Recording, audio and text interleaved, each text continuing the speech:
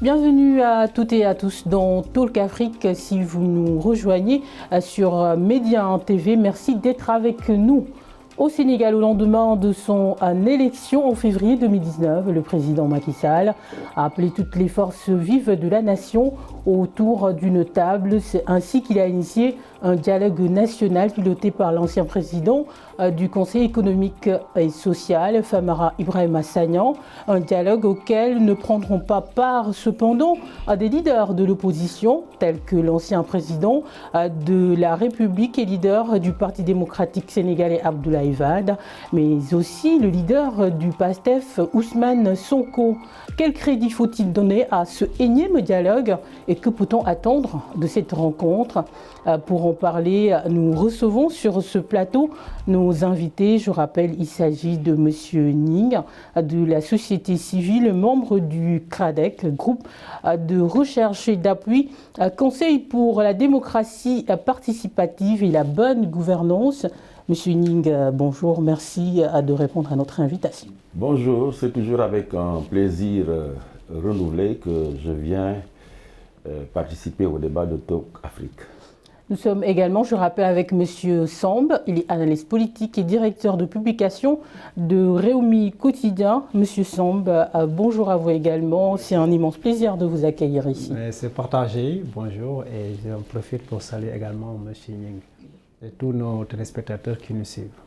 Je le disais, énième appel au dialogue du chef de l'État. Que peut-on attendre de cette rencontre? Monsieur Samb. Dialogue, énième dialogue, bon, on n'a pas beaucoup dialogué sous Macky Sall, malheureusement, évidemment.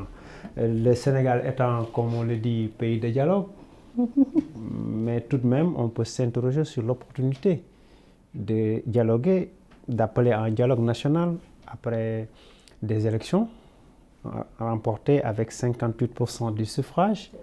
On a l'impression d'assister à une sorte de snobisme intellectuel ou snobisme institutionnel. Comme chacun a son pont, comme chacun a son autoroute, chacun veut avoir aussi son dialogue. Et on a reproché à Macky de n'avoir pas beaucoup dialogué, comme je l'ai dit tantôt. Évidemment, à mon avis, il avait senti le besoin de se rattraper un peu. Par rapport à cela, une critique lui avait été souvent faite. Mais je dois préciser que quand même, pour ce qui concerne des réformes institutionnelles, tout cela, il y a eu quand même une commission nationale de réforme des institutions qui avait été lancée avec Amadou Matarmbo. On aurait dû appliquer simplement les recommandations. Je rappelle qu'avant cela, il y avait quand même des rencontres assez intéressantes, des assises nationales. On aurait pu quand même s'inspirer de cela. Et à mon sens, le président sait exactement ce qu'il doit faire. S'il veut réformer, s'il veut changer du point de vue politique, le toilettage du fichier électoral, la cartographie électorale, qu'est-ce qu'il faut faire? Appliquer les résultats du référendum avec le leader de l'opposition, le statut de l'opposition, appliquer les réformes institutionnelles au niveau de la justice. Mais tout cela, l'Union des magistrats, ils ont réfléchi et mis sur la table toutes les réformes nécessaires en matière de justice. Les syndicalistes, ils ont fait toutes les propositions nécessaires en matière sociale. Les hommes d'affaires, le secteur privé, mais bien entendu, ils ont fait toutes les réflexions nécessaires. Alors, à vous entendre, oui. On a comme l'impression que... Est-ce que ce dialogue est vraiment... Et pourtant, je dis, il est toujours bon de dialoguer. Je ne veux pas dire, bon, il ne faut pas dialoguer. Mais j'ai l'impression qu'on est en train d'assister à une sorte de snobisme. Parce que tout de même, dans les années 90, lorsque tous les pays africains organisaient des conférences nationales, le Sénégal n'en a pas organisé à l'époque, à ce que je sache, parce que simplement, on n'était pas dans le besoin. Aujourd'hui également, on n'est pas dans une forme de crise institutionnelle ou quoi que ce soit. Je dis encore, sur le principe qu'il est toujours bon de dialoguer, mais pourquoi, dès lors qu'il y a quelqu'un pour diriger et d'autres personnes qui sont là pour s'opposer, bien entendu, je pense que les choses devraient fonctionner correctement si y avait une bonne foi quelque part. Mais j'ai l'impression que quelque part également, il y a un snobisme. Simplement, on veut prendre le train en marche et montrer qu'on est un homme de dialogue. Qu'est-ce que vous en pensez, M. Ning? Est-ce que vous partagez son avis sur la question? Effectivement, bon, on ne peut pas deviner, c'est le président de la République qui a appelé au dialogue après des élections qu'il a remporté largement. On ne peut pas deviner ce pourquoi, dans sa tête, il a appelé au dialogue. Mais il est possible, en partant des circonstances et du contexte qui entoure les actes qu'il pose, on peut tenter de donner un sens à ces actes-là. Alors c'est pourquoi il me semble qu'il y a 4 déterminants qui sont importants et qui pourraient expliquer cet appel au dialogue, le sens que lui, il donne au dialogue. Il y a 2 déterminants, disons, qui sont des facteurs immédiats, qu'on peut saisir immédiatement. C'est le contexte post-électoral, marqué par un lourd contentieux entre le candidat sortant, déclaré vainqueur à plus de 58% des élections, et une opposition qui ne reconnaît pas cette victoire. Et deuxième facteur immédiat qu'on peut saisir, c'est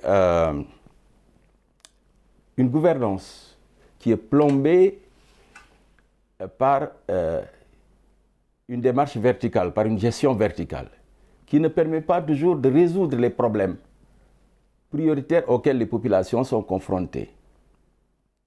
Il y a également, toujours dans ce package-là de la gouvernance, une approche budgétaire du développement, qui également est de nature à plomber la gouvernance et ne permet pas de répondre aux besoins des populations. Et enfin, dans cette gouvernance-là, des pratiques très peu orthodoxes tendant à affaiblir les libertés et les droits fondamentaux des citoyens. Ça, c'est les causes immédiates. Mais de façon structurelle, il y a le rétrécissement de la base sociale du régime du pouvoir en raison de l'affaiblissement de ses soutiens traditionnels. Vous prenez l'AFP a été divisé, c'est affaibli. Vous prenez le PS, c'est la même chose, ça s'est affaibli parce que ça s'est divisé. C'est le cas de la LD et dans une moindre mesure le PIT, etc. Au niveau également des religieux, du milieu religieux, un peu partout, que ce soit à Tivaouane, à Touba ou ailleurs, il est soutenu par une partie, tandis qu'une autre partie ne le soutient pas. Par conséquent, on assiste à un rétrécissement de la base sociale de sa gouvernance.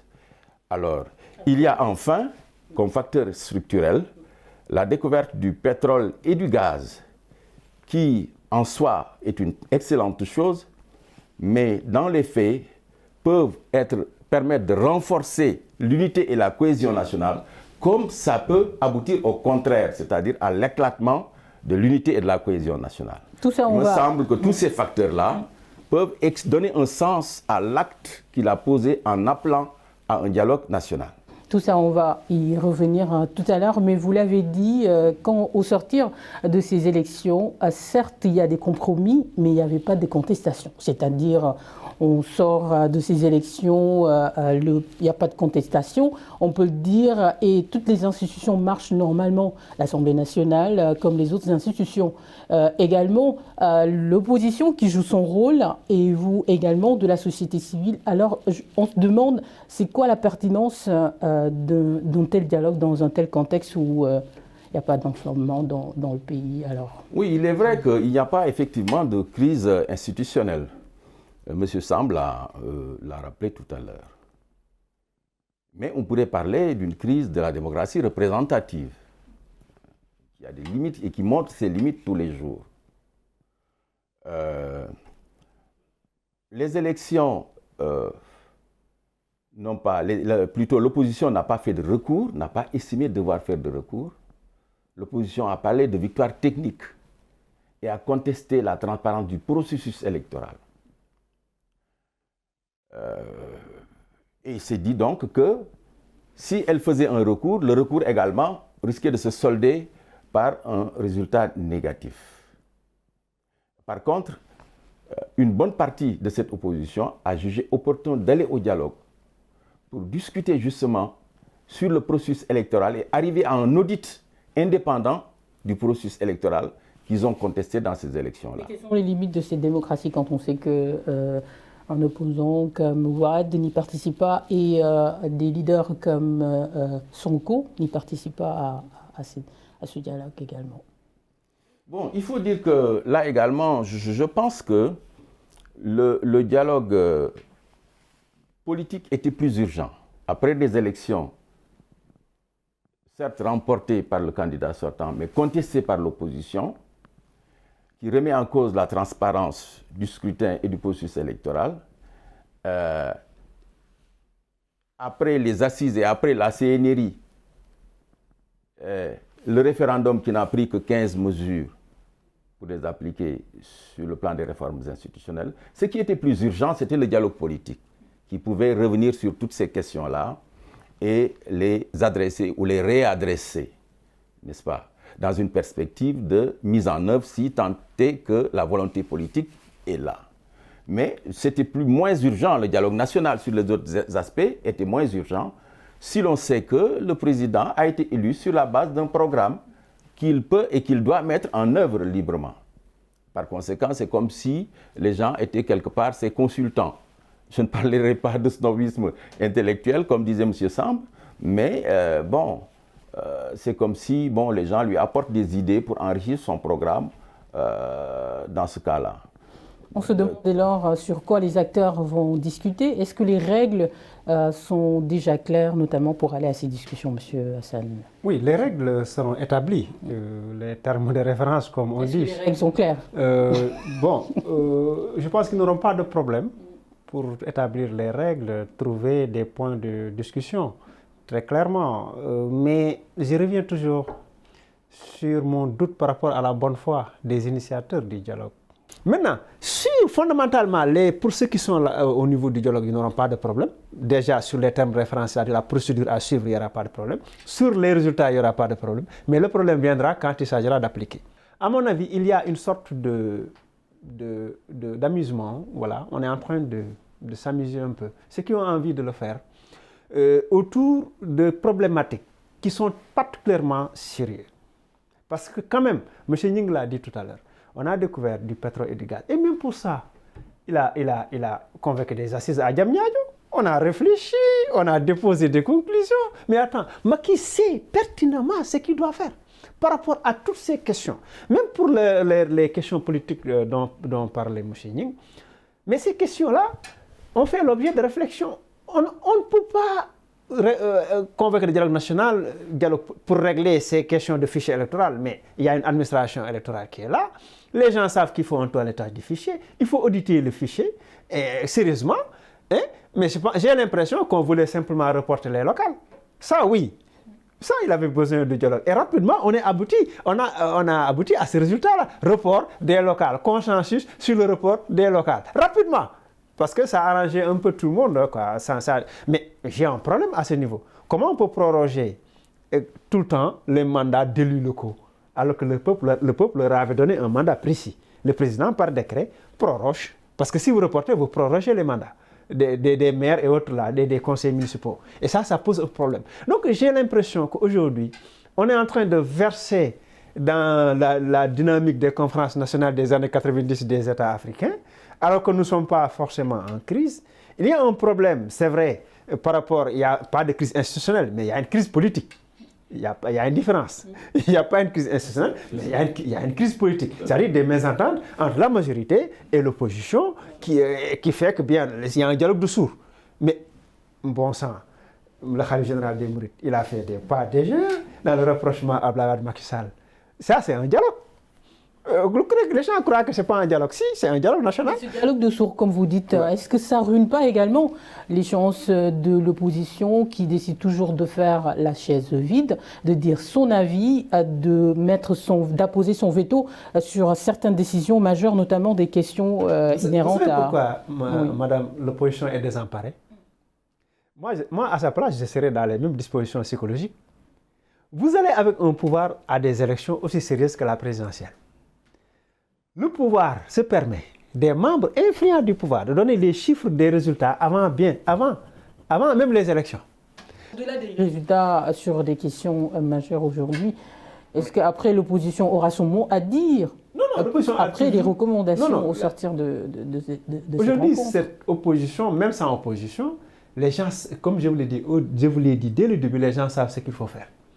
Il faut auditer le fichier, un toilettage systématique, parce que le fichier a besoin toujours de toilettage, parce qu'il y a des gens qui décèdent, d'autres qui naissent, d'autres qui arrivent à la majorité, à 18 ans, etc., etc. Des gens qui quittent la vie militaire pour la vie civile, vice-versa. Bon, on peut toujours réformer un fichier, la cartographie électorale. Mais si je reviens à ça, est-ce qu'il faut laisser au ministère de l'Intérieur le soin d'organiser les élections? Ça, c'est une question fondamentale pour le Sénégal, qu'on avait dépassé avec Abdou Diouf, en disant que cette fois-ci, c'est un militaire, c'est un général qui va organiser les élections, une structure neutre. C'est ça que veut l'opposition. Et c'est ça qu'il faut régler. Macky Sall sait, il a dit non, c'est Aly Ngouille Ndiaye. N'est-ce pas qu'il a dit ça? C'est Aly Ngouille Ndiaye. D'accord. Et il va continuer à dire c'est Aly Ngouille Ndiaye. Et après, qu'est-ce qu'ils vont faire du fichier? Ça, c'est à eux de voir. C'est ça le problème de l'opposition. C'est-à-dire chercher une personnalité neutre pour organiser des élections. Ça, c'est des questions fondamentales qu'on a posées dès le début. Macky aurait pu dire, voilà, j'accède à ces revendications, je mets une personnalité neutre pour organiser des élections et on aurait réglé tous les problèmes. Vous voyez? D'accord. On retourne sur vous, M. Ning, pour parler même de la participation de la société civile dans ce dialogue social. Vous avez tantôt décidé de quitter. Qu'est-ce qu'il en est exactement par rapport même à ces décisions? Tout à fait. Et qu'est-ce qui est arrivé? Bon, nous n'avons pas décidé de quitter. Et c'est peut-être une certaine société C'est une civile, menace, hein? Voilà, qui a lancé cette menace-là et qui d'ailleurs finalement a déclaré qu'elle ne quittera pas. Finalement. Alors, mais nous, nous sommes dans le dialogue politique depuis le départ et depuis bientôt 7 à 8 mois. Avant cela, au niveau du GRADEC, nous avons organisé ce qu'on appelle les forums des partis. Nous en avons organisé 2 avant les élections et 2 autres après les élections. Avant les élections, il s'agissait des opérations électorales, une processus électoral sur les fichiers, sur la sécurisation du vote, sur l'intégrité du fichier électoral, etc. Nous avons fait une tournée à l'intérieur du pays pour voir comment la distribution des cartes se faisait. Et nous avons alerté sur plusieurs questions. Nous avons fait la médiation pour que l'opposition et le pouvoir puissent discuter. Ça n'a pas eu lieu avant les élections. Ça a eu lieu après les élections. Nous avons dit c'est tant mieux. Donc nous ne pouvions pas ne pas participer à ce dialogue-là, surtout le dialogue politique. Il faut dire que le dialogue politique envisage de discuter non seulement de la réforme du fichier électoral, de son audit, mais du processus électoral qui n'a jamais été audité. Et cette fois-ci, l'opposition a pointé beaucoup moins le fichier, mais beaucoup plus le processus électoral. Déjà, dans la commission chargée du dialogue politique, il y a une entente qui a été établie sur les termes de référence. C'était très difficile, mais enfin, sur les termes de référence, sur le profil des auditeurs, il y a eu une entente, un accord. Donc, ça pourrait contribuer à rendre les élections beaucoup plus transparentes. Il y a eu d'autres accords dans le dialogue politique. Il y a un accord sur l'élection du maire au suffrage direct universel, n'est-ce pas, qui peut régler beaucoup de problèmes. Il y a également sur la répartition des sièges entre la liste majoritaire et la liste proportionnelle. Donc il y a une rectification parce que c'était 55% pour la liste majoritaire et 45% pour la liste proportionnelle. Maintenant, ça va être l'inverse.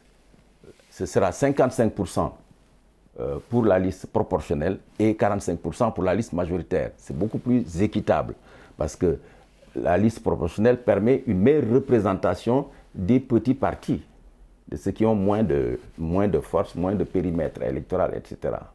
C'est ça qui se faisait au niveau départemental. On a donc amené ça au niveau des municipalités. Alors, il y aura également un règlement intérieur.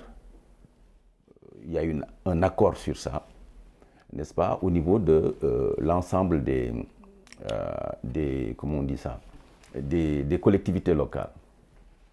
Alors, il y a également sur comment on appelle ça, sur la démocratie, les droits de l'homme et les libertés, la discussion va être engagée sur ça. La discussion va être engagée également sur les réformes institutionnelles. Par exemple, sur la démocratie et les libertés, la rationalisation du paysage politique. Il y a eu une discussion de fond qui a eu lieu à ce niveau-là. Il y a 320 partis, tout le monde l'a déploré, opposition comme majorité. Désormais, la loi 81-36 du 6 mai 1981, qui régit le fonctionnement des partis politiques, va être revue dans le sens de renforcer les conditions de la création des partis politiques, sans enfreindre évidemment la liberté d'association. Il va être, par exemple, demandé à ceux qui voudront, si la loi est modifiée et adoptée, créer des partis, de justifier d'un certain pourcentage qui parrainent. C'est-à-dire le parrainage qu'on est en train de faire en aval. On demande de le faire en amont. En amont. Et il va être demandé d'avoir un siège, parce qu'aujourd'hui, il y a des partis, si vous voulez les voir, vous ne les verrez nulle part, parce qu'ils n'ont même pas de siège, il n'y a que le sigle. Tu vois. Il va leur demander de participer au moins à 1 ou 2 élections, parce qu'on ne peut pas être parti comme ça, et ne rester. Et quand les élections se pointent, vous entrez dans une coalition, n'est-ce pas, pour peut-être par la suite participer au partage du gâteau et après continuer votre train de vie le plus normalement possible. Donc il y a un certain nombre d'acquis déjà au niveau du dialogue politique et nous espérons qu'au niveau des réformes institutionnelles, l'autorité en charge des élections va être discutée, c'est inscrit et nous pensons qu'une autorité indépendante, différente du ministère de l'Intérieur, sera adoptée comme, disons, institution devant organiser les élections. Et voilà, toutes ces questions qui seront discutées au niveau même de ce dialogue social, est-ce que cela donne une légitimité à ces recommandations qui vont sortir quand on sait que l'opposition ne sera pas présente, la plus représentative bien sûr? Oui, l'opposition la plus représentative n'est pas là. Même là, il faut un peu tempérer parce qu'il y a quand même le courant dirigé par Omar Sarr qui est là, Babacar Gaye, si je ne m'abuse, qui participe un peu. Donc il y a une partie du PDS qui est là. Dans tous les cas, ceux qui sont là-bas savent exactement les réformes qu'il faut adopter. Et je pense qu'ils sont sur la bonne voie. Par rapport aux recommandations qu'ils viennent de faire, les consensus sur lesquels ils sont arrivés, il faut peut-être en envisager d'autres. Par exemple, les chefs de l'État qui ne sera plus chef de parti, ça c'est des réformes assez importantes. Et c'est ça qui crée les problèmes, parce que quand tu es chef de parti, tu es chef de clan. Et chef de clan, voilà, tu réfléchis en chef de clan et souvent c'est ça qui pose problème au niveau de l'État. La personnalité indépendante aussi, ça c'est des questions de fond. Les gens savent exactement, comme je l'ai dit tantôt, et Macky le sait plus que eux, ce qu'il faut exactement faire. Mais comme il a besoin qu'on le lui rappelle, on va le lui rappeler dans le cadre du dialogue national. Ce qu'il a dit sur l'élection du maire aussi, ça c'est assez intéressant, au suffrage direct, ça c'est assez intéressant, parce qu'avant c'était indirect, c'était le conseil, ensuite le conseil d'élire le maire, etc. Donc c'est bien, à mon avis, ces recommandations. Mais moi, j'attends toujours l'application. Est-ce qu'ils seront légitimes, voilà. Parce qu'avec Macky, hein. Voilà, en tout cas, merci. On est au terme de cette émission. Merci de l'avoir suivi. Merci également à nos invités. Je rappelle, il s'agit de M. Hassan Samb. Il est analyste politique et directeur de publication de Rewmi Quotidien également, avec M. Djibril Ning de la société civile, membre du CRADEC, groupe de recherche d'appui du Conseil pour la démocratie participative et la bonne gouvernance. Merci à vous, messieurs. Merci à vous pour votre attention également. Rendez-vous est pris prochainement. Au revoir.